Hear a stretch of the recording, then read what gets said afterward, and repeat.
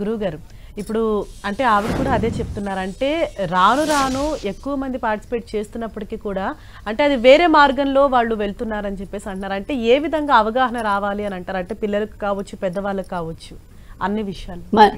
మనం సనాతన ధర్మాన్ని ఇందాక మీతో అన్నాను, హూ యామ్ ఐ, నేను ఎవరు అనేది తెలుసుకున్నప్పుడు భగవంతుడిని మనం ఎలా ఆరాధించాలి అనేది అర్థమవుతుంది. కాబట్టి అర్ధరహితంగా చేయాలి తప్ప అర్థాన్ని మనం భావనగా, ఇప్పుడు సమిష్టిగా చేస్తే విశేషమైన ఫలం కలుగుతుంది. ఆ యొక్క స్థలం అంతా కూడా ఒక పాజిటివ్ ఎనర్జీ క్రియేట్ అవుతుంది. ఇంతమంది సంకల్పం అనేది భగవంతుడి ముందు ఇక్కడ జరుగుతోంది కాబట్టి ఆ పర్యావరణం అంతా కూడా శుద్ధమవుతుంది. ఇందాక వారు అన్నట్టుగా అసాంఘిక ఇవి ఏవైతే ఉన్నాయో మనతో పాటు జీవించే జీవులు కూడా ఈ మంత్రశక్తి వల్ల ఆరోగ్యం ఫస్ట్ కుదుటపడుతుంది. ఎప్పుడైతే మానసిక ఆందోళనకు గురవుతాడో, భయానికి గురవుతాడో సగం ఆరోగ్యం చచ్చిపోద్ది. భయమే సగం చంపేస్తుంది మనిషిని. కాబట్టి ఇక్కడ ఏమవుతుందంటే సమిష్టి కృషి, ఇందాక అన్నట్టుగా ఎవరింట్లో వాళ్ళు పెట్టుకుంటే వాళ్ళదే. నేను ఇక్కడ చేసుకుంటున్నా అంటే ఇది నా స్వార్థం, నా ప్రయోజనం కోసం నేను చేసుకుంటున్నాను. సమిష్టిగా లోక కళ్యాణం కోసం జరిపేటటువంటి ఈ ఉత్సవాల్లో, అందుకనే మనకు భగవంతుడు యొక్క ఉత్సవాలు పెట్టిన కారణం ఏంటంటే అందరూ కూడా సమిష్టిగా సమూహం ఏకమై సనాతన సంస్కృతి ఆచార వ్యవహారాన్ని పెంపొందిస్తారనే యొక్క ఆలోచనతోటే ఇవన్నీ కూడా మనకు తీసుకొచ్చారు. సంఘటితం కావాలి. చూడండి, అన్యమతాలు మన ఇండ్లలో హనుమాన్ చాలీసా ఎంతమందికి వచ్చండి? భగవద్గీతలో కనీసం ఎన్ని శ్లోకాలు వచ్చు? భగవద్గీత ఇది పర్సనాలిటీ డెవలప్మెంట్ కోర్స్. అది ఈ మధ్యన మారింది. ఇంతకుముందు శవయాత్రలో పెట్టేవారు, ఇప్పుడు పెట్టట్లా. ఓం నారాయణ నమః లేకపోతే ఓం నమ శివాయ ఏదో పెట్టి తీసుకెళ్తున్నారు. So that is the personality development course. అది భగవద్గీత 18 అధ్యాయాలు 18 శ్లోకాలు కూడా దాని అర్థం కనుక వీళ్ళకి తెలిస్తే ఖచ్చితంగా జీవితం సుగమం అవుతుంది, బాగుంటుంది. అలాగా అంటే పురాణ ఇతిహాసాల్లో హోమం తీసుకోండి, పూజ తీసుకోండి, వ్రతం తీసుకోండి, ఎనీ క్రతువు తీసుకోండి, మనకి మంచి చేకూర్చడం కోసం. వరలక్ష్మి వ్రతంలో గత శ్రావణ మాసంలో మనకు జరిగిన వరలక్ష్మి వ్రతంలో చారుమతి ఏదో బ్రాహ్మణ స్త్రీ, ఆవిడకి ఏదో అంటే భగవంతుడు మన దగ్గరికి రావాలి అంతే తప్ప మనం చేస్తున్న పూజ వీడేంట్రా బాబు ఈ విపరీత ధోరణి అసలు ఇక్కడ రాకూడదు, ఆవాహయామి అంటే ఆయన నేను రాను అని చెప్పేసి అనేటట్టుగా చేస్తున్నాం మనం. కాబట్టి భక్తి శ్రద్ధలు ఏవైతే ఉన్నాయో ఆ పూజ మీద కూర్చున్న వాళ్ళ వరకే. మిగిలిన వాళ్ళు చూడండి ముచ్చట్లు చెప్తూ ఉంటారు. ఎందుకంటే ఇక్కడ వచ్చి ఖచ్చితంగా నేను పూజ చేసే చోట సైలెన్స్ మెయింటైన్ చేయండి, నిశ్శబ్దం.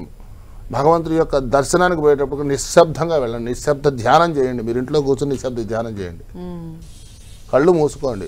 ఈ ఇది మన బురుగుట మీద ధ్యాస పెట్టి కూర్చోండి. పొద్దున అరగంట సేపు, సాయంత్రం అరగంట సేపు. అప్పుడు ధ్యానించండి భగవంతుని తత్వం తెలుసుకోండి. తత్వం తెలుసుకుని చేస్తే దాని ఫలం కలుగుతుంది సత్వరం. కాబట్టి అటువంటి తత్వంలో ఇప్పుడు అయ్యప్ప ఇది ఉంది. సో వేషధారణ ముఖ్యం కాదు. ఈ రోజున ఇలా వేసుకుంటే ఈయన గురువు గారు ఓ గడ్డం ఉండి ఓ వీపూది ఉంటేనే, అదే నేను కొంచెం గడ్డం అది చేసేసుకున్నా చిన్న బొట్టు పెట్టుకున్నాను అనుకోండి, ఆయనే ఉందని ఏదో చెప్తాడు అంటారు. సో దానికి ట్రెడిషనల్గా ఒక గుర్తింపు అనేది ఇదిగో ఇలా ఉండాలి. ఓ సూట్ వేసుకుంటే ఆఫీసరో లేకపోతే కంపెనీ ఎండిఓ, ఓ యూనిఫామ్ వేసుకుంటే ఆ కంపెనీలో ఎంప్లాయీ. ఇలా మనకు అన్ని నియమాలు పెట్టారు కదా, అడ్మినిస్ట్రేషన్ ప్రొసీజర్స్ కానీ లేకపోతే ఇంకొక విషయంలో కానీ. అలాగే భగవతత్వంలో కూడా సాంప్రదాయమైనటువంటి వస్త్రాలు కట్టుకోమన్నది కూడా కారణం ఏంటంటే నీ శరీరం సుఖవంతంగా ఉండటం కోసం. దాన్ని బంధించేయద్దు. భగవత్ శక్తి నీకు రావాలి అంటే you have to beg it. దేవుడి దగ్గరికి వెళ్ళి ఇలా అనుకోండి, అనుకుని అది ఒంటికి అప్లై చేసుకోండి. ఎనర్జీ ఆటోమేటిక్గా బై డిఫాల్ట్స్ మనకు చేతిలోకి వస్తుంది. మన మనసు పరిపక్వం ఉంది, భావము, క్రియ, తత్వము ఇవన్నీ కూడా ఉండి భగవంతుని మనం కళ్ళారా చూడాలి. అంతే తప్ప ఏదో కళ్ళు మూసుకుని చేసే ధ్యానం, కళ్ళారా చూసి దర్శించుకోవాలి, ఆనందాన్ని పొందాలి, అనుభూతిని చెందాలి. When you feel that then you believe అంటారు. సో కాబట్టి భగవంతుడు ఈ విధంగా నేను ఈ మంత్రం యొక్క శక్తితో నేను ఆవాహన చేస్తున్నాను అన్నప్పుడు యూనివర్సల్ ఎనర్జీ ద్వారా అక్కడ వచ్చిందా లేదా అనేది కూడా నువ్వు గ్రహించగలగాలి. ఏదో పసుపు ముద్ద చేసేసి దానికి బొట్టు పెట్టేసి పూలు వేసేసి అక్షంతలు వేసేస్తే కాదు. సో మంత్రశక్తి కూడా కావాలి. ఆ మంత్రశక్తి వల్లనే అక్కడ యొక్క ఇది చైతన్యం అనేది వస్తుంది. యంత్రం కూడా అంతే, భగవంతుడి యొక్క విగ్రహం ఏం లేదు, రాయి విగ్రహం శిల్పి చెక్కాడు, దానికి న్యాసపూర్వక అన్ని కళన్యాసాలు, నేత్రోన్మీలనము ఇవన్నీ చేయాలి. విగ్రహ ప్రతిష్టాపన చేసేటప్పుడు ఇవన్నీ కొన్ని పద్ధతులు ఉన్నాయి ఆగమశాస్త్రంలో. అవన్నీ చేసిన తర్వాతనే ఆ స్వామికి అధివాసాలు చేసిన తర్వాతనే ప్రతిష్టాకల్పం జరుగుతుంది. ఇదంతా కూడా ప్రతిష్టాకల్ప క్రతువు. ఆ ప్రతిష్ట అయిన భగవంతుడికి యంత్రంలో ఉన్నటువంటి బీజము యొక్క శక్తే మంత్రంతో చైతన్యవంతమై ఆ యొక్క విగ్రహంలో ఒక ఇదిని తీసుకొస్తుంది.